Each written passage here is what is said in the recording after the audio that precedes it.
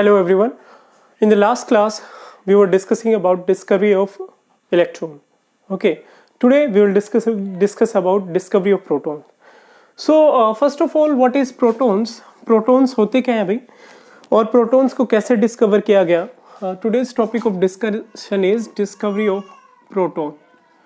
तो बेटा प्रोटॉन क्या होता है ये आप लोगों को वैसे पहले भी पता होगा.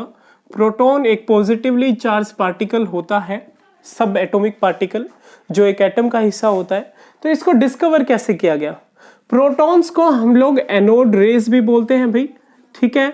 और एनोड रेज के अलावा हम इसे कैनाल रेज भी बोलते हैं. ये तीनों जो हैं वो प्रोटॉन के ही नाम है. तो गोल्डस्टेन ने डिफरेंट एक्सपेरिमेंट्स करे again with cathode ray tube. उन्होंने एक ट्यूब ली और उसके डिफरेंट एक्सपेरिमेंट्स करे. जो गोल्डस्टेन है उन्होंने डिस्कवरी करी थी भी प्रोटॉन की. So what he has done, उन्होंने एक ट्यूब ली, again that tube is cathode ray tube. और उस कैथोड रे ट्यूब के अंदर उन्होंने क्या लगाए भाई? दो प्लेट्स लगाई, जैसे कि हमने लास्ट टाइम पढ़ा था. और इन प्लेट्स को एक हाई वोल्टेज बैटरी से जोड़ा गया. यहाँ पे एक हाई वोल्टेज बैटरी है. Okay, now what is the thing, क्या हुआ? हमारे पास जो ये एनोड था, एनोड के ऊपर हैवी पॉजिटिवली चार्ज पार्टिकल, ठीक है. उन्होंने क्या करा, उन्होंने कैथोड को परफोरेटेड कैथोड लिया. परफोरेटेड कैथोड क्या होता है? परफोरेटेड कैथोड है जिसके अंदर पोर्स हैं कैथोड के अंदर, ठीक है भी, छोटे छोटे पोर्स है जिस कैथोड के अंदर, वो परफोरेटेड कैथोड है. तो इस कैथोड को इन्होंने परफोरेटेड कर दिया और यहाँ पे एक जिंक सल्फाइड स्क्रीन लगाई गई. अब ये जिंक सल्फाइड स्क्रीन और कैथोड जो है परफोरेटेड है, ये क्या करता है? जैसे ही हमारे पास हम लोग high voltage electricity at very low pressure, जैसा कि हमने लास्ट टाइम करा था भाई, आप लोगों को याद हो डिस्कवरी ऑफ इलेक्ट्रॉन में, यहाँ पे एक हम वैक्यूम पंप लगाते हैं. क्या लगाते हैं? वैक्यूम पंप लगाते हैं. और अगर मैं इस पर्टिकुलर ट्यूब के अंदर प्रेशर ऑफ गैसेस बहुत कम कर देता हूं और हाई वोल्टेज इलेक्ट्रिसिटी लगाता हूं, तो मेरे पास क्या होगा? कुछ रेज जो हैं वो एनोड से निकलेंगी, ठीक है. और वो रेज क्या करेंगी? जिंक सल्फाइड स्क्रीन पे टकराएंगी जाके. और एनोड से जो रेज निकलती हैं और जो जिंक सल्फाइड स्क्रीन से टकराती हैं, उन रेज को हमने कौन सी रेज बोला बेटा? एनोड रेज, ठीक है. बाद में बहुत सारे एक्सपेरिमेंट हुए और उनसे पता चला कि जो एनोड रेज है वही हमारे पास क्या होती हैं? एनोड रेज ही हमारे पास प्रोटॉन्स होती हैं. Okay everybody, so what is the thing, दोबारा देख लीजिए. हम लोगों ने एक कैथोड रे ट्यूब लेनी है जिसके अंदर हम लोगों ने एक एनोड और कैथोड रहेगा. कैथोड को परफोरेटेड करना है, उसके ऊपर हम लो प्रेशर ऑफ गैसेस पे हाई वोल्टेज इलेक्ट्रिसिटी पास करेंगे, जिसकी वजह से एनोड की तरफ से कुछ रेज कैथोड की तरफ जाएंगी, ठीक है. और इन रेज को क्या बोला गया? एनोड रेज या फिर कैनाल रेज बोला गया. और ये हमारे पास बात हुई डिस्कवरी ऑफ प्रोटॉन्स की, ठीक है भाई. ऑन द सेम लाइन, जैसे कि हम लोगों ने last time charge to mass ratio calculate करा था भाई, charge to mass ratio of electron calculate करा था हम लोगों ने, वैसे ही हम लोग किसके लिए कैलकुलेट करेंगे? प्रोटॉन के लिए कैलकुलेट करेंगे भाई, charge to mass ratio of proton. Electrons के लिए हमने कैलकुलेट करा था भाई, वैसे ही हम लोग प्रोटॉन्स के लिए कैलकुलेट करेंगे. क्या हुआ था? हमने देखा था कि चार्ज टू मास रेशियो जो इलेक्ट्रॉन का है वो सेम है किसके लिए? डिफरेंट गैसेस के लिए. डिफरेंट गैसेस मतलब अगर हम कैथोड रे ट्यूब में अलग अलग गैसेस लेते हैं ना, तो charge to mass ratio same रहेगा. लेकिन अगर मैं प्रोटॉन के केस में डिफरेंट रहेगा भी क्या चार्ज टू मास रेशियो, अगर मैं डिफरेंट गैसेस लेता हूं तो. ऐसा क्यों है? ऐसा इसलिए है क्योंकि हमें पता है जो प्रोटॉन है वो विद रिस्पेक्ट टू एलिमेंट, अलग अलग एलिमेंट के लिए, क्योंकि गैसेस अलग अलग हमने ली हैं, तो प्रोटॉन की वैल्यू बदलती जाती है. तो चार्ज टू मास रेशियो भी जो है वो भी बदलता जाएगा. नाउ द थिंग इज कि अगर चार्ज टू मास रेशियो हम प्रोटॉन के लिए कैलकुलेट करते हैं, ऐसे ही हम लोग क्या कैलकुलेट करते हैं? चार्ज. और चार्ज ऑन अ प्रोटॉन कितना आया भाई? एक प्रोटॉन पे चार्ज कितना होता है? इलेक्ट्रॉन पे मैंने बताया था चार्ज होता है -1.602 इंटू 10⁻⁻19 कूलम। वैसे ही हमारे पास प्रोटॉन के ऊपर चार्ज की क्वांटिटी सेम होती है, लेकिन वो वैल्यू क्या हो जाती है अभी, वो वैल्यू हमारे पास क्या हो जाती है, पॉजिटिव हो जाती है। ठीक है, हमने charge to mass ratio calculate करा, चार्ज कैलकुलेट करा, इन दोनों को डिवाइड करा तो हमारे पास क्या आया, मास ऑफ प्रोटॉन। और एक प्रोटॉन का मास है, कैसे निकालेंगे हम लोग भी, चार्ज को चार्ज टू मास रेशियो से डिवाइड करेंगे तो हमारे पास क्या आएगा, मास of proton, and that is 1.67 into 10⁻⁻27 kilogram. 1.67 गुना में 10⁻⁻27 किलोग्राम हमारे पास मास ऑफ प्रोटॉन आया। और हमने भाई मास ऑफ इलेक्ट्रॉन भी कैलकुलेट करा था, आप लोगों को याद हो, तो मास ऑफ इलेक्ट्रॉन क्या था पहले बच्चों, मास ऑफ इलेक्ट्रॉन था हमारे पास 9.11 इंटू 10⁻⁻31 kg। अब आप देख लो, जो मास ऑफ प्रोटॉन है वो इलेक्ट्रॉन के कंपैरिजन में बहुत ज्यादा है। दैट मीन्स हम इलेक्ट्रॉन के मास को क्या कर सकते हैं, नेग्लेक्ट कर सकते हैं। Okay, so in this way we can calculate the mass of proton. Now we move on to the properties of, क्या, प्रॉपर्टीज ऑफ एनोड रेज या प्रॉपर्टीज ऑफ एनोड रेज, या फिर हम क्या पढ़ रहे हैं, प्रॉपर्टीज ऑफ कैनाल रेज या फिर प्रॉपर्टीज ऑफ प्रोटॉन। तो हमारे पास प्रॉपर्टीज क्या क्या रहेंगी भाई, properties of anode raise. Anode rays की प्रॉपर्टी क्या रहेगी, एनोड रेज की प्रॉपर्टी हमारे पास सबसे पहली चीज, जैसा कि हम लोगों ने लास्ट टाइम कैथोड रे के केस में किया था, हम लोगों ने एक पर्टिकुलर ऑब्जेक्ट रखा था भाई, किसके अंदर, कैथोड रे ट्यूब के अंदर, और उसके एक बहुत ही शार्प और बहुत स्ट्रेट लाइन में सेम पोजीशन पे शैडो बन रही थी। इसका मतलब क्या था कि जो कैथोड रेज है वो ट्रेवल करते हैं स्ट्रेट लाइन में। Same goes with anode rays. Anode rays के साथ अगर मैं सेम एक्सपेरिमेंट करता हूं तो सेम होता है। मतलब क्या है कि anode rays also travel in straight line. ये भी स्ट्रेट लाइन में ट्रेवल करती है भाई, कौन सी रेज, एनोड रेज।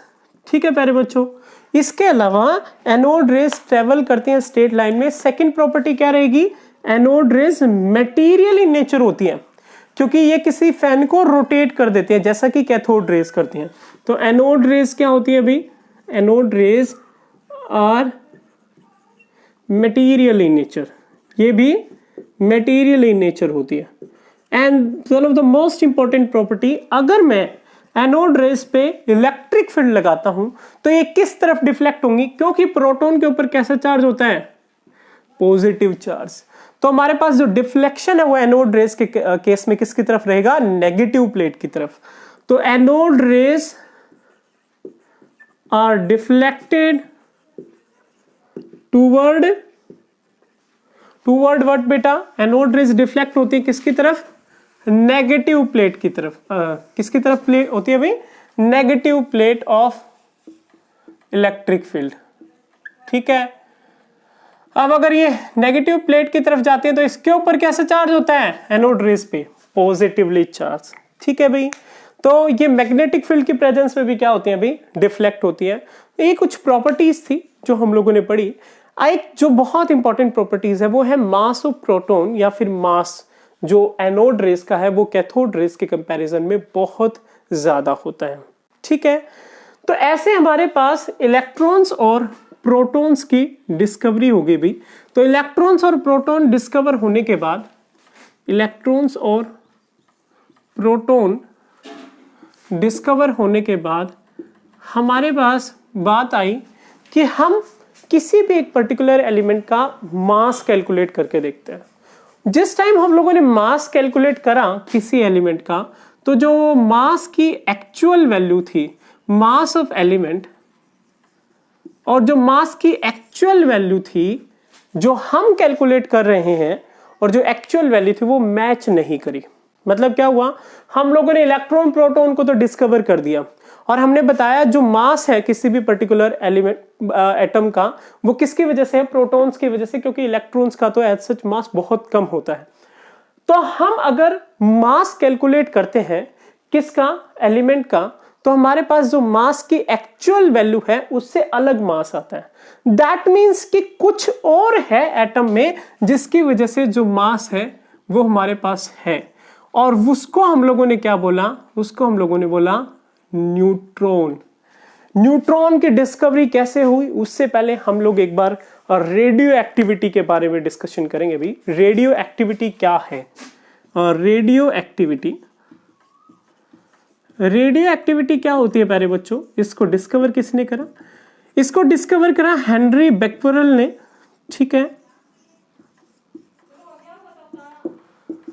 इन्होंने क्या करा था, इन्होंने कुछ एलिमेंट्स या फिर कुछ कंपाउंड्स लिए, उन एलिमेंट्स और कंपाउंड्स को उन्होंने देखा, वो एलिमेंट्स क्या करते थे, रेगुलर बेसिस पे रेडिएशंस को एमिट कर रहे थे।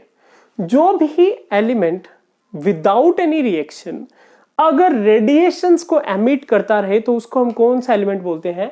रेडियो एक्टिव एलिमेंट बोलते हैं।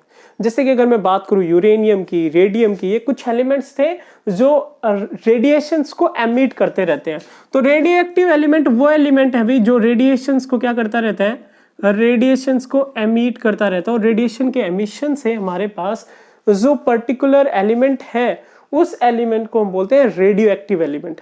अब रेडियो एक्टिव एलिमेंट से हमारे पास 3 टाइप की रेज निकलती हैं अभी। कौन कौन सी? अल्फा रेज, बीटा रेज और गामा रेज।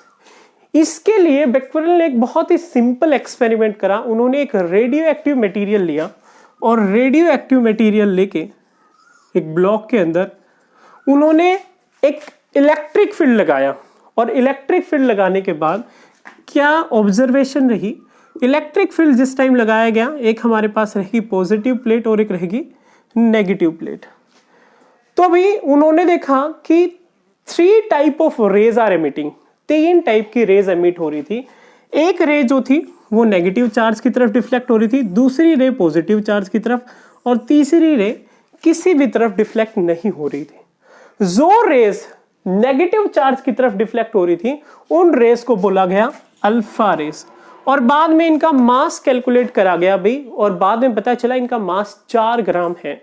तो जो हीलियम है, हीलियम उसका मास 4 ग्राम होता है, इसीलिए अल्फा रेज को क्या बोला गया, हीलियम न्यूक्लियस बोला गया।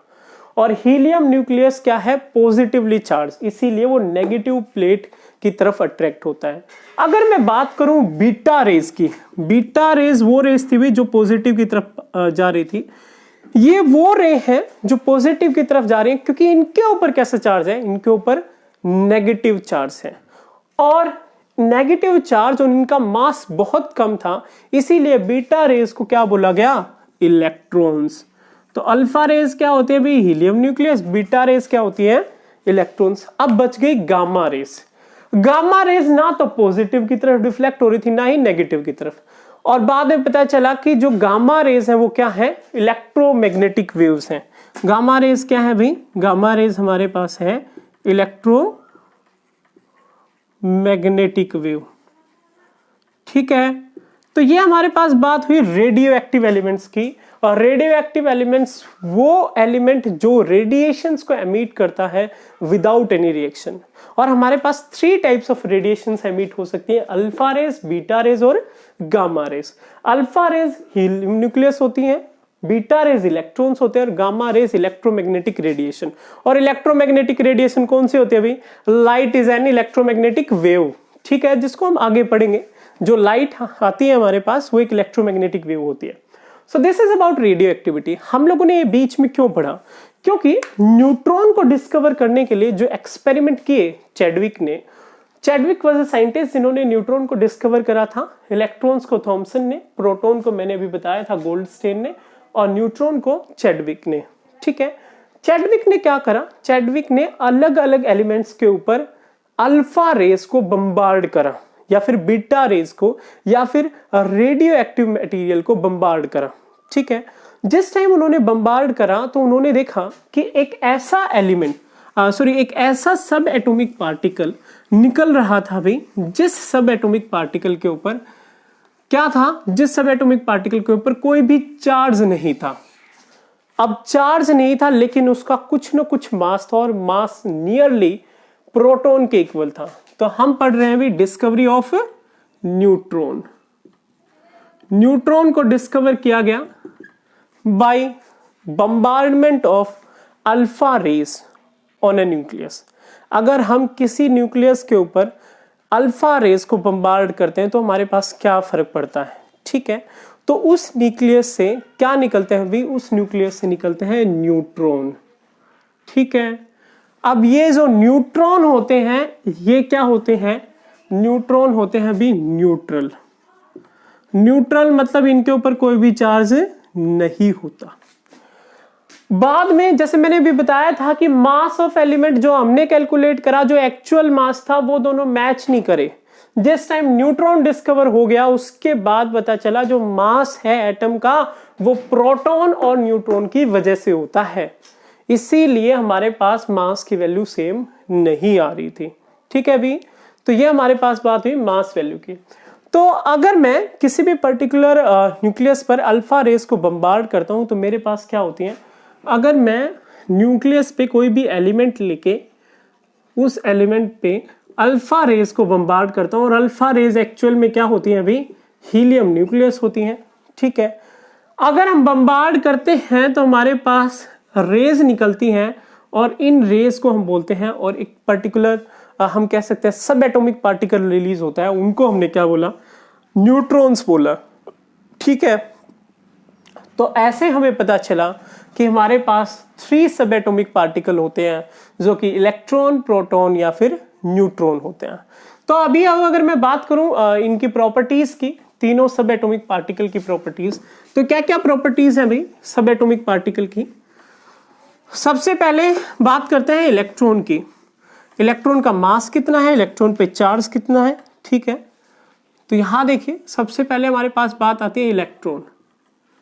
इलेक्ट्रॉन का मास कितना होता है भाई बताइए। इलेक्ट्रॉन का मास होता है 9.11 इंटू 10⁻⁻31 kg। ये हमारे पास था मास ऑफ इलेक्ट्रॉन, ठीक है। इलेक्ट्रॉन पे चार्ज कैसा होता है, नेगेटिव चार्ज, और चार्ज की वैल्यू कितनी होती है, चार्ज की वैल्यू होती है -1.602 इंटू 10⁻⁻19 कूलम, ठीक है बेटा। और जो इलेक्ट्रॉन्स हैं वो किसके चारों तरफ घूमते हैं, न्यूक्लियस के चारों तरफ घूमते हैं। ये हम लोग बाद में डिस्कस करेंगे जिस टाइम हम एटॉमिक मॉडल्स की बात करेंगे। तो ये हमारे पास मास होता है, ये चार्ज होता है, और मास जो है इलेक्ट्रॉन का वो बहुत ही कम होता है, नेग्लिजिबल मास होता है। अब अगर मैं बात करूं प्रोटॉन की, तो प्रोटॉन का मास जो है वो कितना होता है अभी, और न्यूट्रॉन का मास कितना होता है, और चार्ज क्या होता है, ठीक है। तो न्यूट्रॉन जो है हमारे पास उसका मास जो है प्रोटॉन और न्यूट्रॉन का 1.67 इंटू 10⁻⁻27 किलोग्राम। इसका भी सेम होता है अभी 1.67 into 10⁻⁻27 kilogram. But to some extent mass of neutron is बहुत कम। मास ऑफ न्यूट्रॉन जो है वो मास ऑफ प्रोटॉन से ज्यादा होता है, लेकिन डिफरेंस बहुत कम होता है, ठीक है। चार्ज कितना होता है प्रोटॉन पे, +1.602 इंटू 10⁻⁻19 कूलम। न्यूट्रॉन पे कोई चार्ज नहीं होता। So this is all about 3 सब atomic particle that are electron, proton and neutron. Okay, further we will discuss about atomic models, which we will discuss in our next lecture. We will start from J.J. Thomson's model and then we will move to Rutherford's atomic model. Okay student, further we will discuss in our next lecture. Thank you so much.